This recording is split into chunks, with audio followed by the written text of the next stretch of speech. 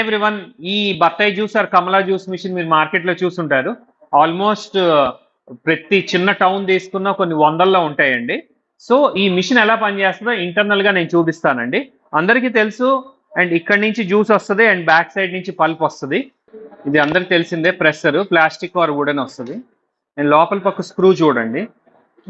ఇలా తిప్పుతున్నప్పుడు ఏదైతే fruit వేసామో fruit వెనక్కి వెళ్ళిపోద్దండి. ఆ స్క్రూ ద్వారా వెనక్కి వెళ్ళిపోద్ది. అండ్ జ్యూస్ వచ్చేసి ఆ ఫిల్టర్ నుంచి కిందకి వెళ్ళిపోద్ది. సో కిందకి వెళ్ళి జ్యూస్ అనేది ఇక్కడ నుంచి కలెక్ట్ అవుద్ది. అండ్ మీకు పల్ప్ అనేది హోల్ నుంచి వస్తుందండి. సో ఇది టైట్ చేసుకోవడానికి పల్ప్ని మనం ఎంత టైట్ చేస్తామో అంత జ్యూస్ ఎక్కువగా వస్తుంది. So front side plate open చేయడానికి ఈ స్క్రూస్ ఉంటాయండి. ఇది మెయిన్ క్యాప్ అండి. ఇది టోటలీ క్యాస్టెడ్ అల్యూమినియం అండి. అండ్ ఇది వచ్చేసి బ్రాస్ బుష్.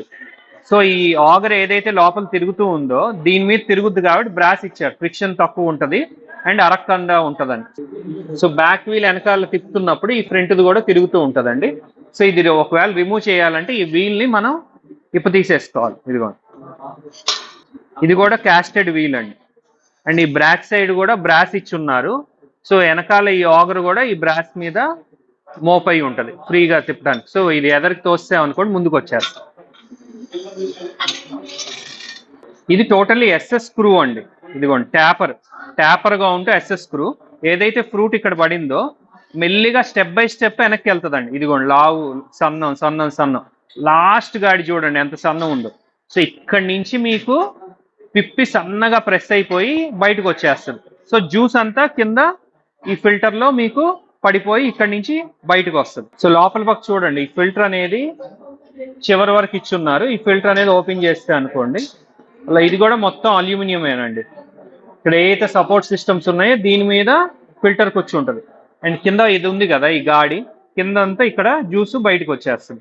అండ్ పిప్పిన్ నాకు చూపించినట్టు బయటకు వచ్చేస్తుంది అండి.